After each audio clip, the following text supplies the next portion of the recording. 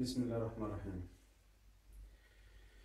النهارده هنتكلم علشان نشرح مع بعض ليه لازم الدائرة المغلقة.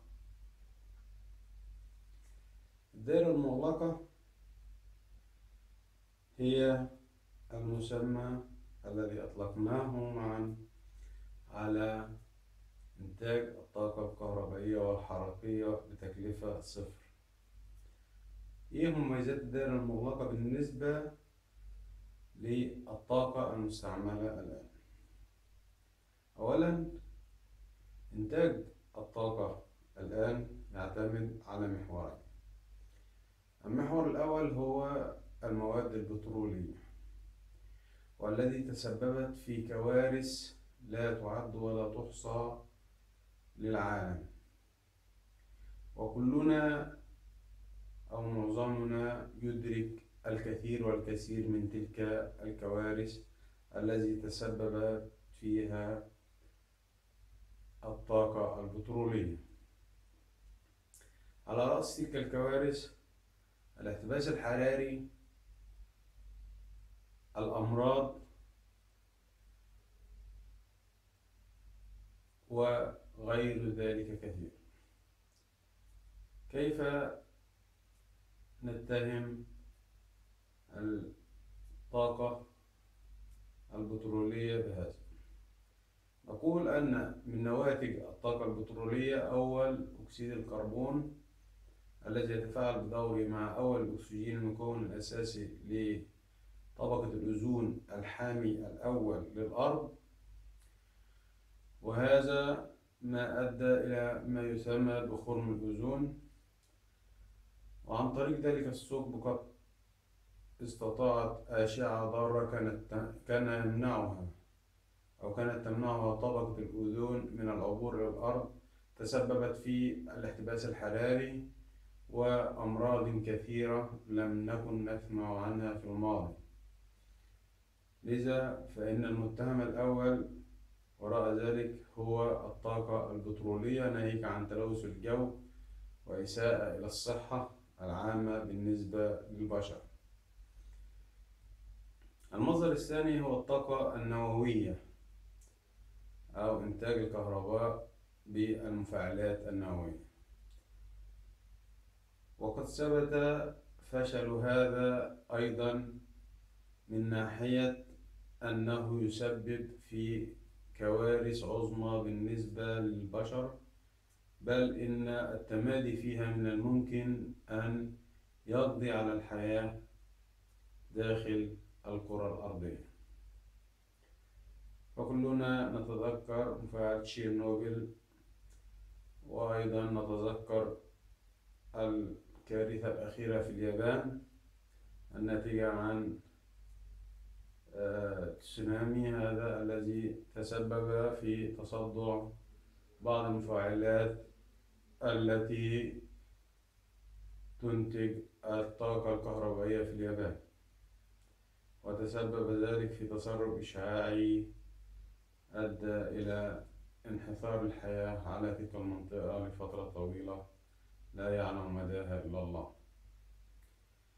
لهذا فنحن نقول أن الطاقة التي تنتج عن طريق الدائرة المغلقة هي أفضل طاقة وجدت في العالم حتى الآن، من ناحية أن تكلفتها صفر، فهي بلا تكلفة تقريبا. فعندما يتم تصنيع المحرك سواء كان لطائرة أو باخرة أو مكوك فضائي أو سيارة أو غواصة أو أيا ما كانت الآلة التي ستستعمل فيها ذلك المحرك، فإننا لا نحتاج إلى أي وقود أيا ما كان، ولا إلى أكسجين، لأنه لا تحدث هنالك عمليات احتراق، ولا إلى شمس ولا إلى ضوء. فمحركنا يعمل خارج كل تلك المؤثرات. أما بالنسبة للنواحي الاقتصادية فإن تكلفة المحرك إن لم تقل عن تكلفة المحرك الحالي لأي آلة من هذه الآلات، فإنها بالقطع لن تزيد عن تلك التكلفة. هذا من ناحية. من الناحية الأخرى أنه لا يسبب أي تلوث ولو بنسبة 1/1,000,000,000,000 في المية من التلوث بالنسبة للأرض، ولا ينتج عنه أي أشعة ضارة أو ما خلاف هذا. وبالنسبة للمولد هذا نفس النمط تقريبا، فإننا لن نتكلف سوى ذلك المولد الذي يعمل بهذه الطريقة، والذي سعره إن لم يقل عن سعر المولدات الحالية التي تعمل بالطاقة البترولية، فهو بأي حال من الأحوال لن يزيد عن هذا.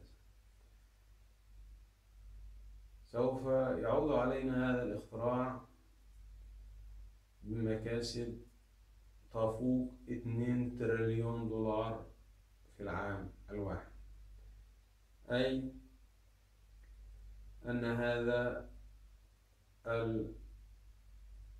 الاختراع يستطيع أن يدر علينا أرباح حوالي أكثر من 2 تريليون، أي أكثر من 2000 مليار دولار سنويا. هذا من الناحية الاقتصادية. وتحدثنا سابقا عن الناحية البيئية، أنه صديق للبيئة، لا يسبب أي أضرار أيا كانت بالنسبة للبيئة، بل إنه سيعمل على إعادة الأرض إلى بقارتها وإلى نقائها مرة ثانية، وسيساعد كثيرا جدا في عودة صحة الإنسان إلى ما كانت عليه في السابق، أو على الأقل فهو سيحفظ للأجيال القادمة جوا نقيا ليس مثل الذي عشنا فيه من نتائج عصر البترول القذر، وأصر أن أسميه بهذا الاسم لأنه حقا قذر. فهو قد دمر العالم كله بلا استثناء، وإن استفادت بعض الدول من وجود هذه المادة داخل تربتها، فهي بالقطع بنسبة 80% على الأقل لم تستفيد من هذا في شيء، سوى في ملء جيوب بعض تلك الدول بالأموال